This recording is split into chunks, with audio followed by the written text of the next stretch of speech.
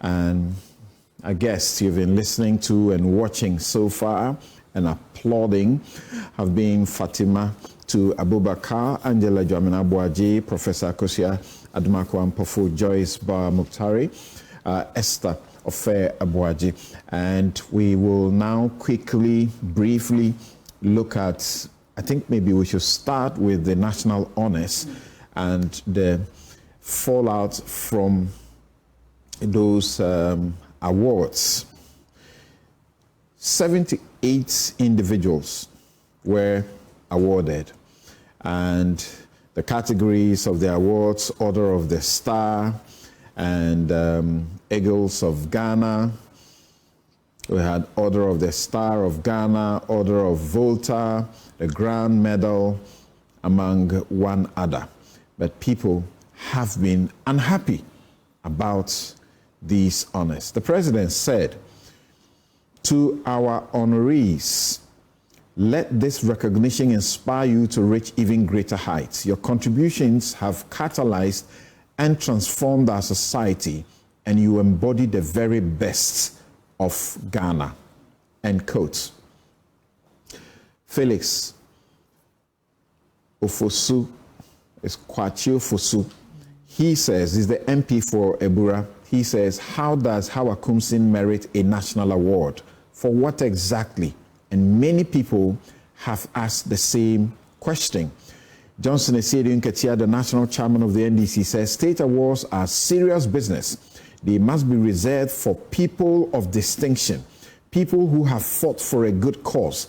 If we award state honors to vigilante boys and girls, then that is what we are teaching the youth, that after all, it is all right to pick weapons and shoot at people.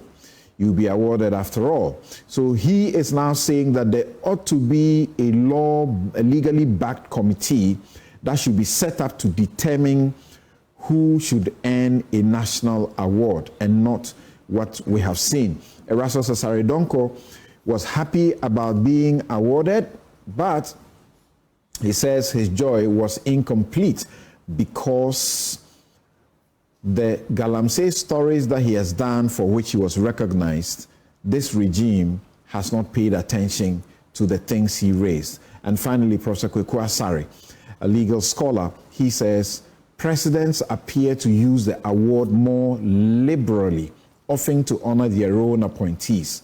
This trend risks politicizing what should remain a national celebration of exceptional accomplishments. We should consider establishing an independent body to assess nominations, eliminating the potential for executive influence and maintaining impartiality. Dr. Fairbaji, what would be your comment on this? People say the value and the esteem of the awards have been damaged. Right. Thank you very much. This is an issue that I feel strongly about because I'm still very much uninformed about the process. But if these honors are being given in the name of my country, you know, and giving recognition to people who have contributed to public life, then I, as a citizen of Ghana, must understand the process. I must understand the process. I must understand the criteria. I must understand any review mechanisms that go into it. As at now, if I tell you I totally understand the process that goes on in Ghana, I'll be lying. I'll be lying. In other countries, the process begins with a public process of inviting people who they think have contributed to public life, including, I think in countries like the UK, they use online processes so that you can put your input there, they can draw attention to it, do an investigation, and so on. And then for the various categories of honors that there are specialist committees which are constituted, you know, to look at it, examine if somebody is being recognized for their contribution to technology, somebody deserves this category of honor, and so on. So those specialist committees do their work before it gets to a main committee. And that main committee reviews, does the footwork, the whatever merits that there are that should be carried on. And then there can be some endorsement by senior officials, senior government officials, knowledgeable persons in that sector. The head of state's role is merely approving or merely, you see what I'm saying, putting their name under the signature, but having a direct role in the process of, actually selecting and getting rid of and that kind of thing. That person's role is minimal. What is my point? My point is that if an honor is being given in my name for services to my country, then I must have a role to play in that process. There are people that I mean, if you ask me, so-and-so has been honored by Ghana. I'll find it very difficult to say how that person's life has touched on Ghanaian lives or made a difference. There are people if nothing, we have something to learn from what the social, some organizations have done with their corporate social efforts. I mean, if you look at all of these, they ask for nominations and all of those kinds of things. What is my point? We need to reform the entire process. We need to identify critical criteria as to the basis on which people will be awarded. We need to have a clearly investigative process where we can refine and then put up people who are deserving. Right. And Ghanaians will not. And then that way, we will also be able to rid the whole process of the specter of partisanship. Right. So somebody asks, why haven't you got an award? And then they will say to you that because you don't belong here or belong there. It should be a thing of the past. Okay. And Dr. Angela Jomna-Boaji, and we intend to make this brief so we can make a brief comments also about the inauguration of the Parliament before we close, because we have just about some 25 minutes to go. Now, there are some, I've heard Franklin Kojo, I've heard Kwame Sapong-Asiedu, Suleiman Abrahima, collectively, repudiate the process and even suggest that people like Erastus and the others, there are few others who they say are deserving of the honors, they should have declined as a protest because they have sort of been used to give a semblance of, esteem to what is a bad thing. What do you say? Well, I don't know if Erastus and co would know, prior to them being awarded, what the process is. And I agree with those who talk about the process, like Dr. Esther Ofeagwaji, because the process is as important as the results. Okay, I was watching, I was excited to hear about this. This isn't the first time. And I was excited to see those who were being awarded, the first group of people who were called. Some I didn't know, some I knew, and I was just clapping. Then came the next group of appointees, and they said, oh my goodness. It's like sort of, I don't even know what to say, putting yourself at the back yourself, okay, when people are assessing you, especially in the time that we were in, when the elections had happened, there's a massive vote against you, and you keep awarding appointee after appointee, even if they deserved it. I think that the optics were not good. The underpinnings, the partisanship behind it. So, granted, you wanted to do it. So, is there nobody deserving of an award who expresses an opposite view from yours, even though the person is a citizen?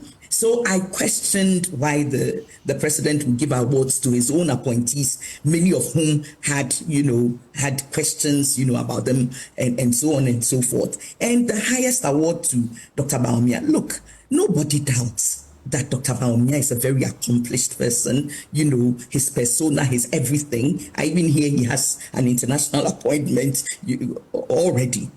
But when you give him the highest award, when he has just lost so massively, you put him to ridicule.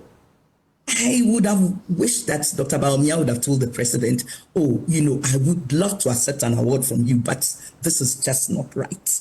Okay, this is not the right time. So this is all I can say about Okay. it. I think we need an independent body. Yes. Yeah, Joyce, now the joke in town has been that some say we are going to protest for Ken Ofori-Atta not being in the list of awardees. Do you appreciate the joke? I have the next joke. Yeah, I mean, this is about all that I can say. Yeah. I'm surprised though Auntie Cecilia Dapa wasn't on the list. I'm actually very surprised. My dear Cecilia ought to have made it, judging by the number of people who received these awards. I mean, something, that's why I was telling Dr. Ampofu. And I love that she has these very strong views and her strong perspectives.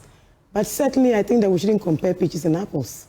I don't recall Mr. Mahama ever, whether he's in president before, vice president before, or anything, that he will line up these appointees when the economy is in the doldrums, when the cedi is 17 cedis to the dollar, when people are hungry and starving.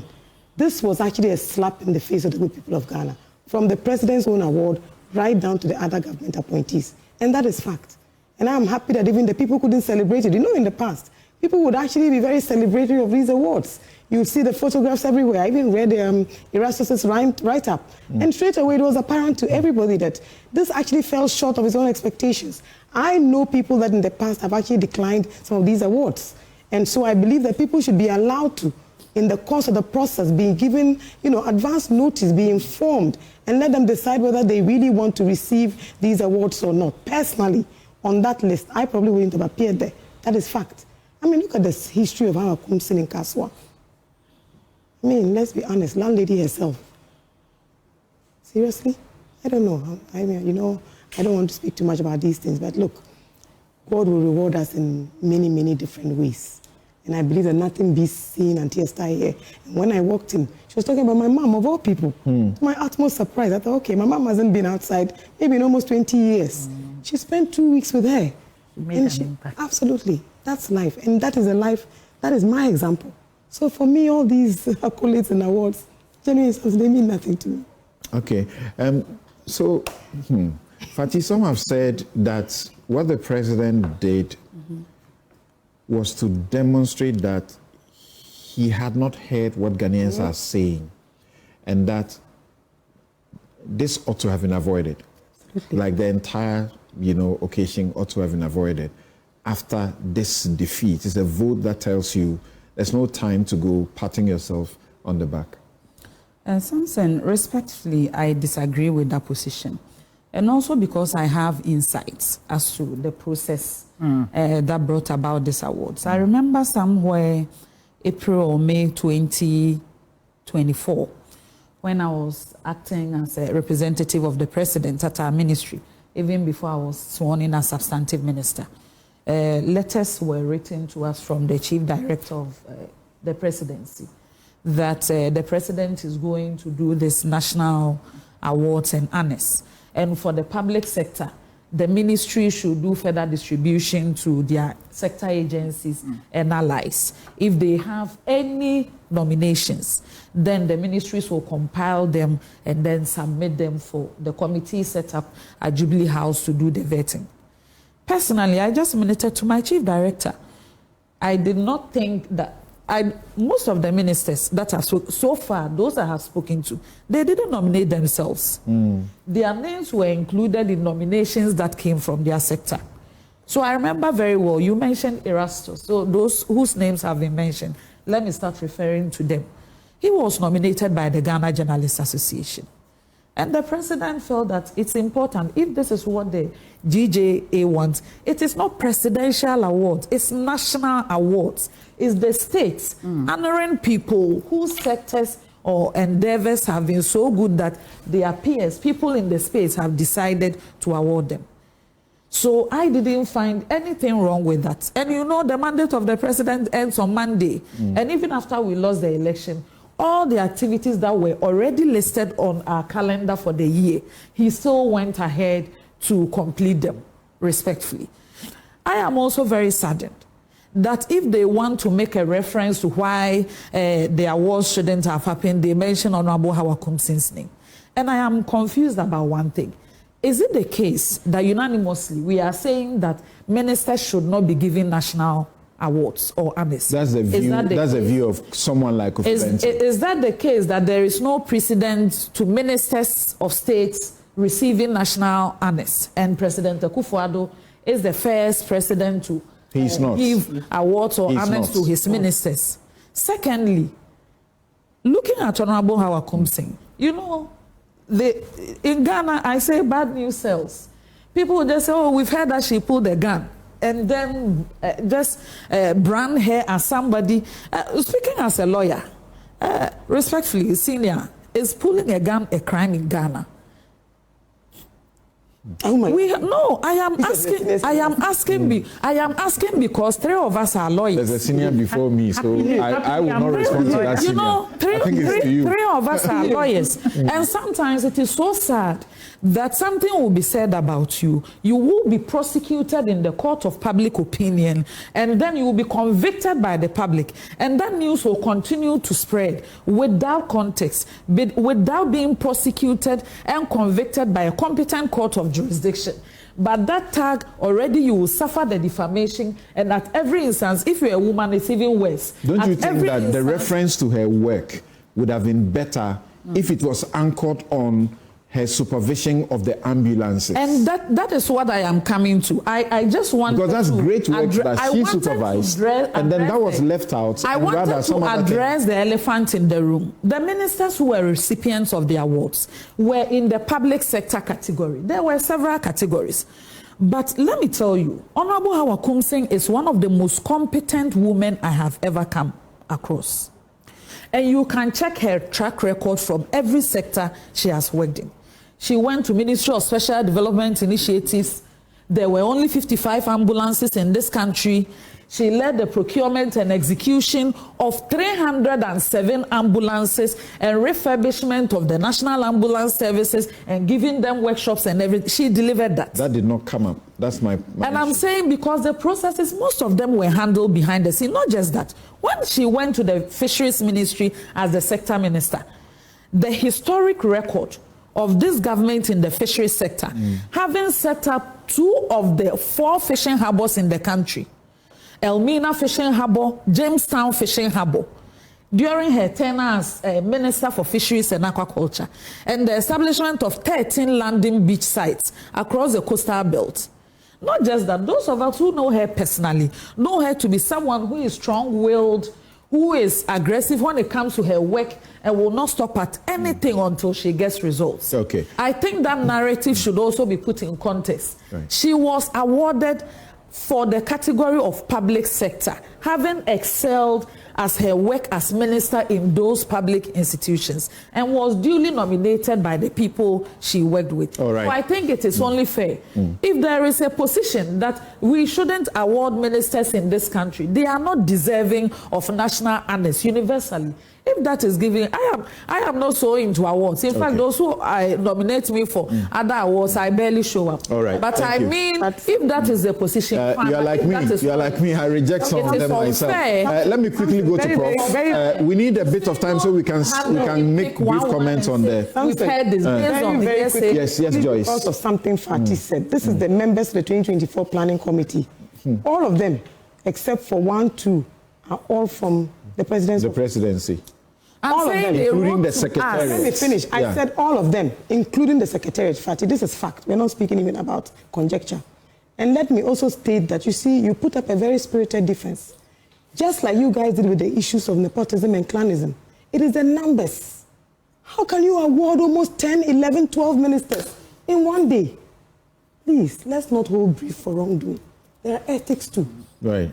It's very important. But the fact is that around this table, nobody has mentioned Hawa Kumsing. No. It was comments that I read out. Comments. And on social media particularly, the focus is on her, the attack is on her. Yes, so Prof, let's hear you on this. Is it that bad that even people within the government, the vice presidents, the president shouldn't be able to say, you have done well, the country should honor you?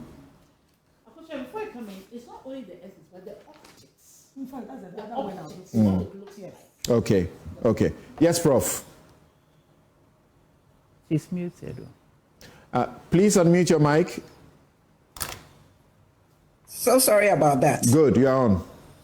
National award is given for a recognition of excellence, not of doing a good job. It's excellence. We want to promote national values. We want to encourage unity and pride. So we don't want it to be partisan, and I'm not going to go into names. We want it to encourage others to do their best. Why not go into names? People are asking questions. What is Asansu Boachi's achievement, Abu Jinapo's achievement? What are these that they have achieved? The ministers and deputy ministers, deputy chief of staff, all of that. People are asking questions. Let me make my fundamental point, and then perhaps it will become clear why I'm not going to go into names, because there are so many names. I could pick. Awards are for national excellence and for recognition.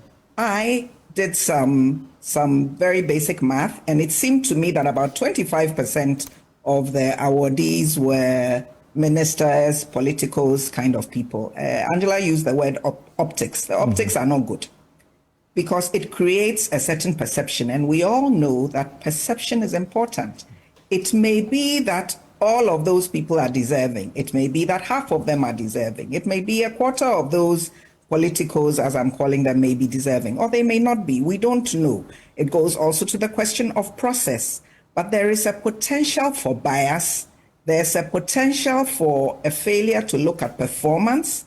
And there's a potential for us to, in one fell swoop, decry the entire honor system, so that those who are deserving are also painted with the same brush as those who are not deserving. In my view, I wouldn't say that political appointees or ministers should not be awarded, but I would say they should not be awarded under the tenure of the government under whom they served.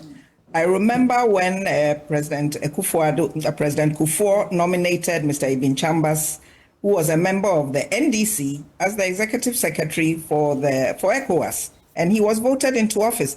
This is the kind of action that we want to see, that you are so excellent that even a government under whom you did not serve and the people of Ghana also can have a say in nominating you for appointment. Let me say, for being awarded, let me say that awards these days have become highly politicized. It is not only a national award, sadly. We may remember that in 2009, Barack Obama was given a Nobel Prize for Peace. That was the same year he was elected as president. Some of us thought, allow the man to serve as president for a while. Let's see what he can do before you give him such a nomination. The Nobel Prize Committee, it was a bit political. I remember when both Mandela and de Klerk received Nobel Prize in 1993. Some of us thought de Klerk did not deserve it. He was pushed into changing a system of apartheid in South Africa. He didn't wake up one day and say, this is a wicked system, let me change it. So I didn't, he was deserving. In the University of Ghana, I have opened my mouth to complain about certain awards that are given to certain people. So there is a way in which awards can be politicized. But as Esther said, if you have a robust system that allows even ordinary citizens to participate in nomination, then you will have people being more comfortable in the people who are nominated and eventually awarded. And definitely, I would say that people who are serving in government, and definitely not a vice president, as Angela said so eloquently, should not be given such an award by the outgoing president. It really doesn't look good, and it makes us, as some have said, somebody said Erastus shouldn't have accepted his award. Why not? It's a national honor, and as Angela said, he wouldn't know. It's a national honor. Unless we are saying that the honors themselves, are to be scrapped. So the incoming government, we do know, and Joyce, I'm not happy with comparisons. We are moving forward. Let's not say, these ones did this and they did that. We are moving forward. We do not want to see the NDC repeat any of these things. what has happened in the past is 2025. It's a new year. It's an opportunity for us to move forward and not to say the MPP did this, and so don't shout at us. They did 50% harm. We are doing only 33%, and so be kind to us. No, we don't have time for that. We don't have energy for that. We want to move forward and see you guys do a good job, a better job, and give people hope. So, Prof, what would be your very quick comment on the outstanding Techiman South, Okankwe Central, Ablikma North, and Tema Central constituency results? Hopefully, that this afternoon the court will rule in about maybe some 10-20 minutes. We'll get to know, but to make sure that in Parliament we don't have fights erupting again. You know, I don't really fully understand what a mandamus application is. My understanding is that you apply for one when you have no other recourse. I have read a little bit about what the different sides, if I can use that word, have said. The MPP, depending on whose seat is in question, the EC should have done this, the EC should not have done that. I would say that right now we are waiting for the court to say something. Let them say it. Let us hear what they have to say. Let's debate it. We have legal minds. We have constitutional lawyers. Let's debate it. But one thing that I would really plead, the Electoral Commission is one of our statutory constitutional bodies. Let us speak about them with respect. We may like or not like a particular electoral commissioner. We may think that somebody else was better. We may think that they could do a better job or didn't do a good enough job or did an amazing job, and we are angry with what other people say. But it's a constitutional body, and I would wish, as Ghanaians, we will speak respectfully about the institution and respectfully about the person who is. Thank you very much, Prof. Dr. Angela Jonah-Boaje, can we hear you also in a minute, if you can help me with that? Thank you. Well, I'm happy that they are slugging it out in court. It means that the two sides are prepared to do the legal thing and be lawful. Lawlessness, we've had enough of that, whether it's coming from NPP or NDC, as they take turns in governing this country. Let them slug it out in court, and whatever the court say, let them abide by it. If you don't like it, take it up again and abide by what would happen. And even if it bites you, wait your turn another time. So that's what I have to say on this. Thank you very much, Dr. Fairbraji. I think I agree totally with Angela. I think it's a legal issue and must be addressed in that way. I'm just praying that our next parliament will have more to show than the one that went out. These people, there could have been more to show for their tenure. Okay, thank you. Fatih? Not much to say, except that whatever the ruling of the court is. Except that you're hoping that there will be recollation so that the NPP will annex those seats and the NDC guys will be shown the exits.